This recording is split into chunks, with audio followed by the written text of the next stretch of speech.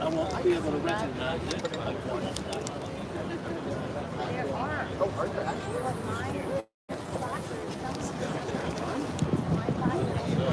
That's happened a couple times. Like, I have no idea.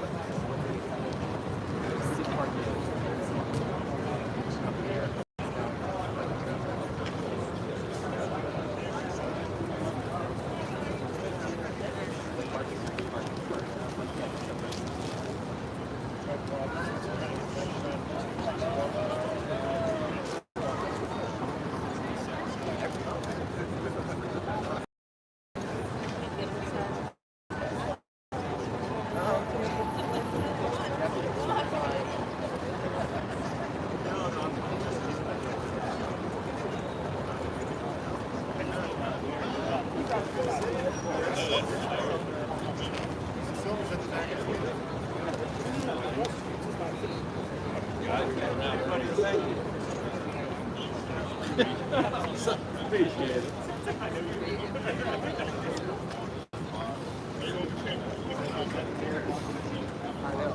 Last night. How you doing? Good to see you. Is that not her?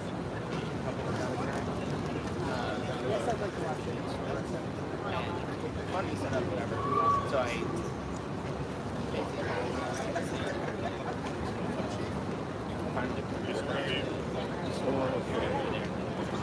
But I had 4 o'clock.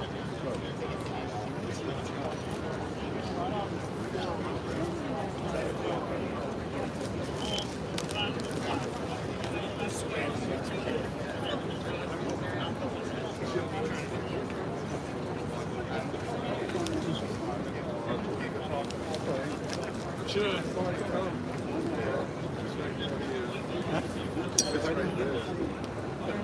Well, I know you hadn't let me know. I left mine in my car too. I didn't know.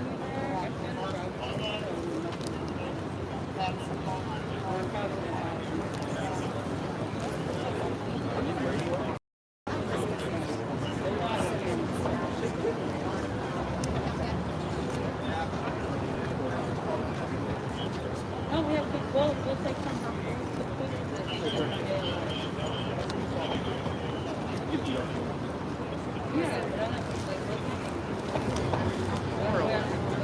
Where's Mayor Bell?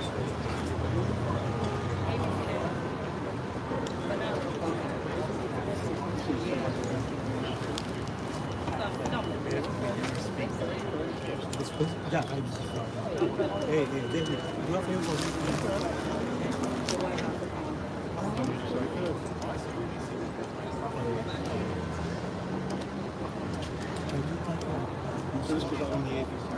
You need to undo that a little?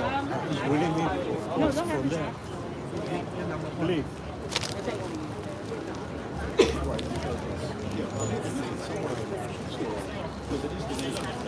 I would think so.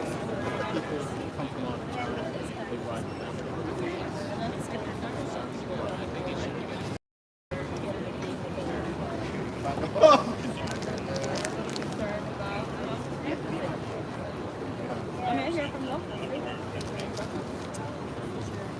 Area open shop?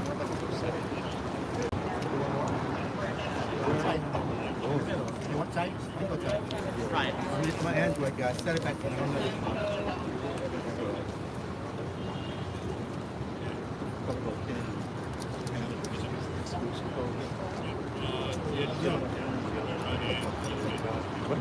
You don't know.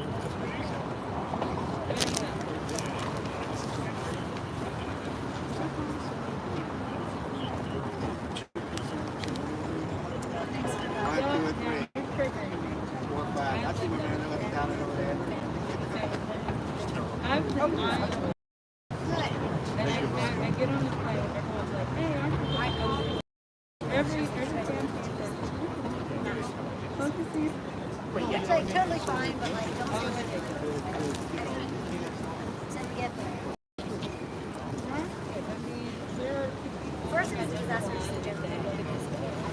Anthony and Anthony, that's like someone else.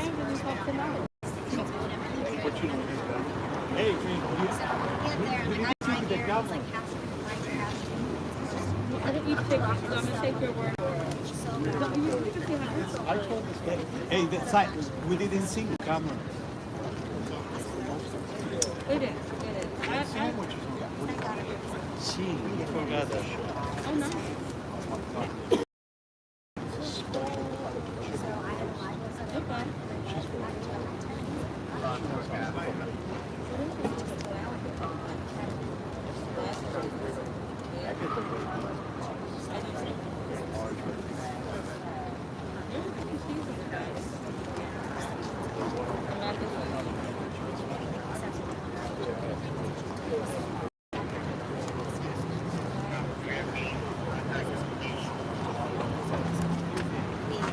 I'm out, no?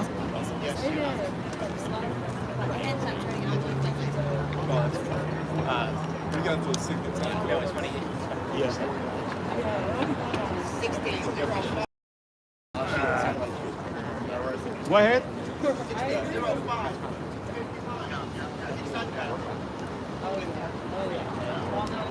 Thank you.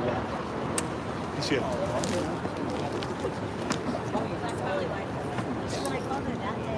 They really That's what they said. No, but it was fast.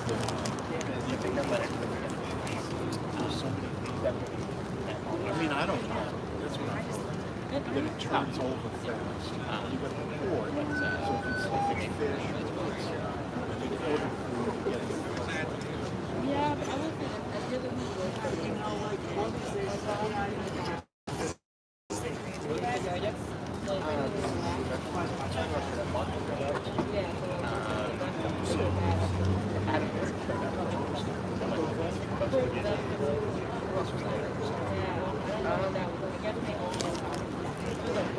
Mic check. 1, 2, 3.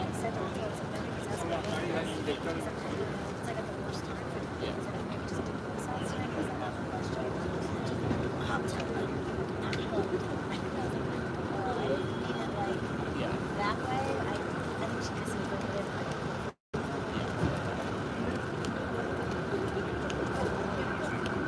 No, but it was, that's like how I shot an email to everyone. Me too. Like, oh, I have a story.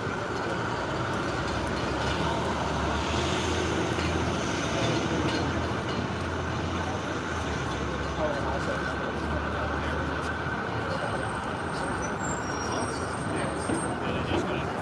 why we're looking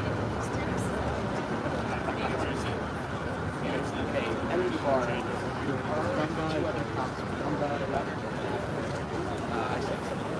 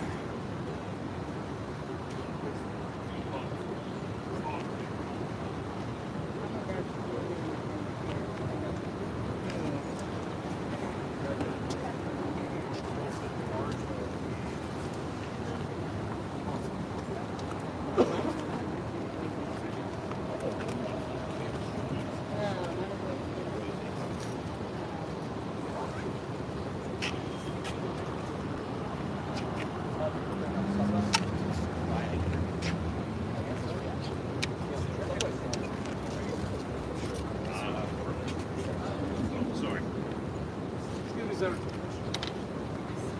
Okay, stand by, guys.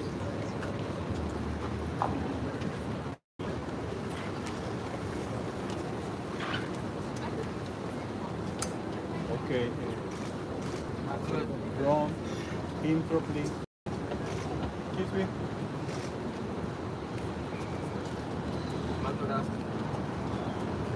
Five.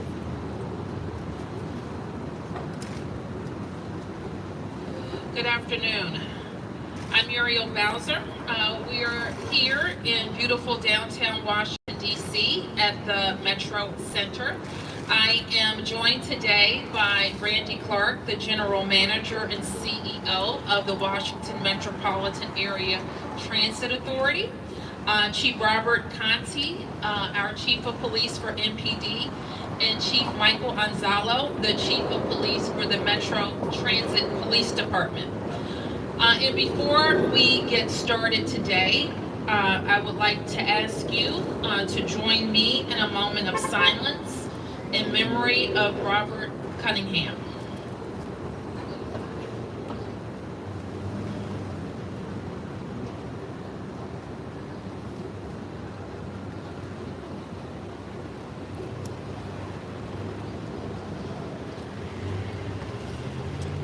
Mr. Cunningham was the heroic Metro employee who lost his life last week intervening to save a fellow human and a woman on our Metro Transit system in the tragic Potomac Avenue shooting. I also want to acknowledge the heroic and extraordinary brave acts of other passengers who helped disarm this gunman. We know that a DC government employee, Shantae Trumpet, was among those heroes, and she was the person able to get the gun away from the shooter. We as a community are so grateful for Ms. Trumpet's courage as well. We also know that no one in our city or region should be in a position where they need to wrestle a gun away from anyone while they're just going about their day. I have been steadfast in my commitment to getting the MPD the resources they need to have a strong presence in our community. And as I prepare our next budget, I will continue to ensure that MPD has what it needs to protect our city. We are here to get together today to talk about a partnership between MPD and WMATA. And that partnership will allow MPD to partner with WMATA to provide additional officers at our Metro Rail stations in Washington, D.C. And Randy and the chiefs will talk in more details about the stations that we will be able to help support, and always the attention that we have in our areas around the city. MPD will work with the WMATA to have more officers from the MPD deployed in the morning and during afternoon and evening commutes. And it is our strong hope that regional jurisdictions will also participate to increase safety throughout the system. This partnership emphasizes our shared commitment to public safety in DC. We know that police cannot solve all of our nation's issues with guns. I was pleased, and I hope you were too, to hear the president talk last night about protecting Americans from gun violence. I also want to emphasize that we will continue, and we do continue to have full faith in Metro as a safe and reliable transit option that is used by riders each and every day. And we look forward to our riders being able, of course, to see our great law enforcement officers in and around our stations in DC, and we hope throughout the region. So with that, I want to turn to Metro's General Manager. Good afternoon, everyone. As the mayor said, it's Randy Clark, the Metro General Manager. I want to start off and just reiterate my personal thanks and the thanks of the entire organization to the mayor for your steadfast leadership working on the issue of public safety here in the district and being such a fantastic partner. I mean that sincerely. We've been having conversations related to this topic since I actually got here. I'm impressed by how much the mayor is leaning into this topic. I appreciate her support being with me here today. Today, we have both chiefs and we have a lot of command staff with us today from both Transit Police and Metro Police Department. I want to reiterate my personal thanks again to Metro Police Department for their great partnership and work during a very tragic and horrific time for our community, but especially for Metro last week. And Chief, thank you for your kind remarks on, quite frankly, Mr. Cunningham's, his heroics. One of our other employees did a heroic effort, and as the mayor mentioned, community members stepped up and dealt with what could have been a much worse situation. These random acts are happening all over America, and as the mayor mentioned, the president did mention that last night. And one of the things the president really called on is for people to do something. And while obviously Metro and even the city can't be out there solving everything to do with gun violence in America, we are doing stuff. And we've increased police patrols about 25 to 30% over the last few months. We're working on our camera program, and we've hired mental health crisis specialists or intervention officers. So we're really looking at this from a compassion, a camera, and a cop's point of view. The 3 C's is how we're looking at it at Metro. Today's announcement of a partnership will allow us to do even more of that. It's going to allow Gonzalo's leadership to have more officers directly on trains and buses. So while we're at a lot of platforms, we have 1,600 buses, hundreds of rail cars throughout the day. It's basically impossible to have an officer, as everyone knows, on every bus, every train, every station platform. This will give us extra visible presence by our partner. We can actually get even closer to our customers where they need to see us on the vehicles themselves. We believe this could actually get us up to about 60% increase in patrols on vehicles themselves.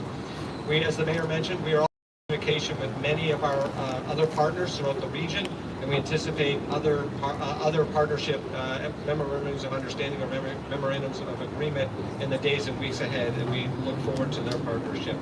Again, I want to reiterate what the mayor said. We do believe Metro is safe. I personally just came up the escalator. I'll be going back down on the train later today. I'm on the system every day. That does not mean that we believe that our work is not done. Every day we wake up knowing it is our job to do everything humanly possible to make the system safe. And I'm proud, and I want to thank the 12,000 Metro employees on a daily basis come to work and provide safe service for our community that really needs it as we recover out of the pandemic. So with that, Mayor, I think we'll get some questions. Yeah, thank you. Questions? If you could just introduce yourself, please. Microphone's coming. It's Dick Iuliano from WTOP. Mr. Clark, can you better define the regional support you're looking for, without giving away your negotiations? Yeah, I think, again, this is why I appreciate the mayor's leadership. Every police department in our region, quite frankly, the country, is struggling with staffing. Right? It's very difficult occupation to be a police officer in 2023 in America right now, and most all departments are struggling with staffing. What we are doing is we're having really good collaborative conversations with other partners in the region that have police forces and trying to see if they have availability into doing similar as MPD is doing, which is helping us with additional patrols on overtime. So it will allow our officers to do even more targeted patrols on buses and trains, platforms or busways, those types of things. All of them? We're looking. We will take all the help and partnership we can in this region. I think the mayor said it right. We are one partnership, but we're stronger together. I asked just about logistics, about cost. Metro will be paying. This is like a detail for the MPD officers, correct? And so they're working off duty, but in uniform. I see Chief Conti shaking his head in the affirmative. That's correct. And Metro will pay that. Can you tell us how much money you have budgeted for this, and how many hours you expect to see? Well, in a lot of it, so I don't have a specific budget right now. What we're doing is working collaboratively with our partner MPD and others. So this is in a lot of ways supplemental. So if Metro had, an extra 100 police officers, then we probably wouldn't need the additional support. But right now, we don't have a full complement of officers, just like MPD and others don't. So it is like that. It's an overtime detail. I'm happy to have the chief or our chief give more specifics. Chief, can I also just throw into the mix, we saw you had an officer who was arrested for abusing the system, charged allegedly with abusing the system. So how does this work at MPD, and how do you avoid any problems with this program? Yeah, I think the easiest template that we already have in place is what you see on the streetcar. We have police officers on overtime who ride on the streetcar and have been doing so for the last couple of years. In this space, these officers would sign up. It's a voluntary detail, so we're not taking officers from communities and redistributing them to metro stations. These officers are able to voluntarily sign up for this. Obviously, we want to make sure that there's adequate supervision. We're working that end of it with our partners over at Metro to make sure that people who are signed up to work overtime are not on the clock for the Metropolitan Police Department. Obviously, we don't want to have that. Our off-duty employment has been operational for many years. And occasionally, you find people who are in violation. In this case, the one that you're referencing, that was discovered through an investigation that MPD led, and obviously, we have the outcome, at least the perspective of the case. Someone talk just about why these 6 stations that are listed in the press release were chosen. Why these stations? Yeah, I'll defer to Metro on that. We're going to support a role, but I would tell you with any police deployment, it really has to do with data, and I'm sure that's the reason behind it. So whether it's the GM or the chief. Yeah, those stations were chosen. Those are the stations that we have the most crime and complaints on, and disciplinary crimes. So that's why we chose those stations. What kind of crimes will these officers be? Will they be enforcing fare compliance at the stations? Or Well, the way this works is Metro, we enforce the laws that are made by the jurisdictions. So the Metropolitan Police Department, the Metro Transit Police Department, the laws that are enforced in the District of Columbia, and the laws that we enforce. Yes. Can this address why June is the cutoff point for this? That's the end of our fiscal year, and we'll reevaluate it after that.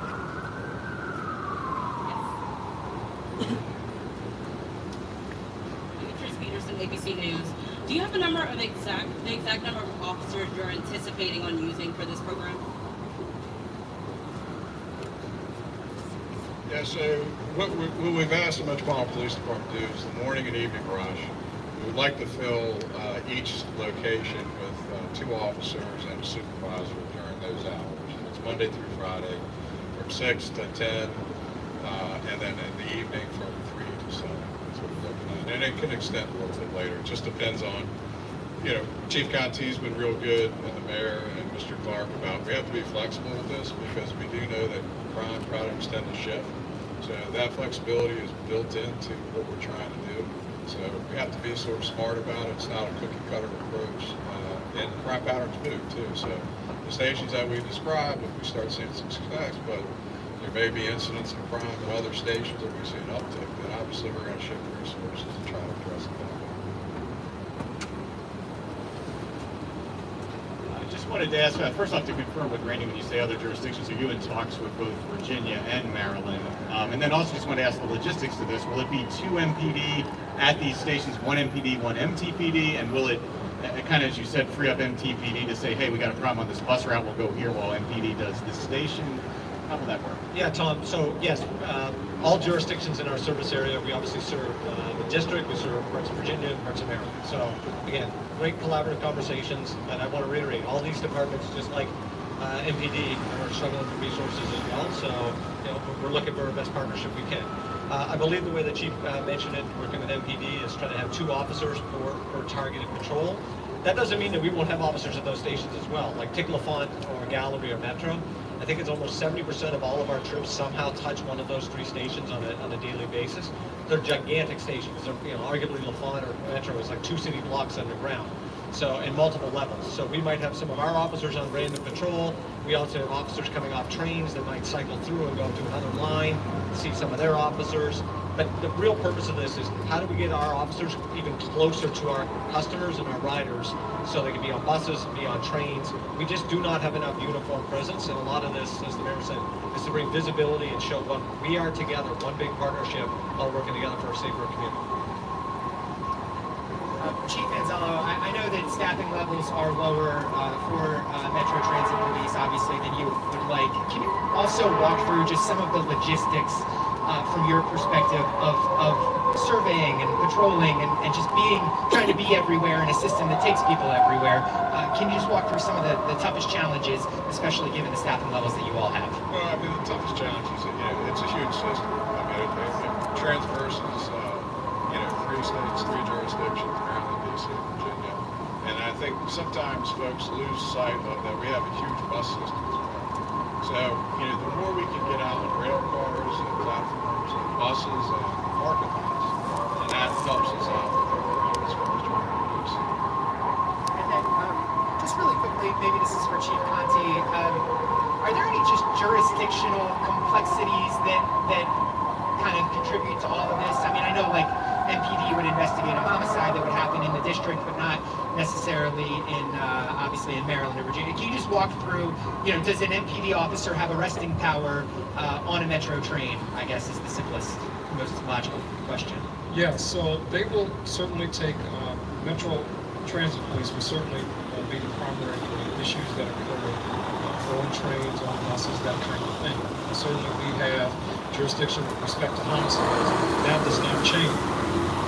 That piece does not change. So, we work collaboratively with Metro Transit Police and have for years. So none of those things change. What is changing is now Metro Transit or the WMATA system will pick up the tab essentially for the presence of metropolitan police officers being at the metro stations. And that is a change from the past. In the past, normally Metro Transit police officers just had that responsibility. So this is a step up from that, but the partnership has always been there. The collaboration has always been strong with our partners over at WMATA. Oh, and with respect to policing power, I mean, our police officers, they're responsible for Washington, D.C. So anything that happens in Washington, D.C., if there's a robbery that occurs and it's in the presence of one of our officers or one of our officers are there, they can certainly investigate that, arrest, have the power of arrest, no issues there. We can do everything that we would normally do in Washington, D.C. And again, I think from the leadership of Metro Transit, police in that space, we don't want police officers, our DC police officers, on a train that goes into Virginia or Maryland. That would then create a jurisdictional issue. So that's why they'll stay either on the platform below or on the top at the station. Yes. Thank you. Emily Davies with the Washington Post. I am wondering, we started this press conference with a moment of silence talking about Potomac Avenue. My understanding is that that station is not one of the 6 included.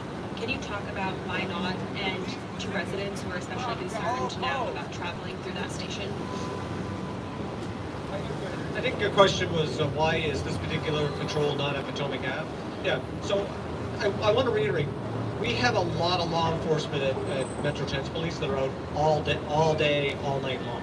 This is supplemental because we just don't believe right at the moment we have enough officers to cover the whole system. So I believe we have an officer right now on full 24, but opening to close on detail at Potomac Ave station right now. That's Metro Transit Police. Again, we'll have officers at some of the stations MPD will be helping with, and it just allows us to be more places. And so Potomac Ave is a great example where we want to have a good police presence there. Fort Taunton's a good example where a lot of people are looking for police presence. There's a lot of other stations as well that our officers are there all the time. On that, you said earlier that you're understaffed in terms of police. Can you talk about just how much and where you are numerically? Yeah, well, we obviously, Chief, how many vacancies? 79 vacancies right now, but we're also in the middle of our FY24 budget process, and this could be a conversation as part of that process as well. I mean, the reality is it just takes, as the Chief's better articulate than me, it takes a while to have a certified police officer on the street. Mr. Clark, you mentioned something about there may be a mental health issue of experts in connection with Metro Police's response to potential crisis like the tragedy at the Potomac Avenue Station. Can you explain a little bit more about that? Sure, happy to. So when I got here, one of the programs I did when I was in Austin was to hire mental health crisis intervention counselors. And so a couple of trend systems that kind of led the industry were in Austin, but in San Francisco and Portland. And so we brought that here to Metro.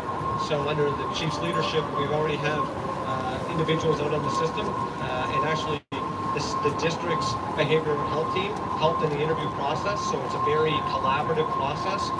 We are in the process of going to be hiring even more people to be out on the system. So these are, skilled social workers, mental health counselors. The idea is to bring a human element to people. There's a lot of element of society right now that's not necessarily criminal in nature, but it's people that need help.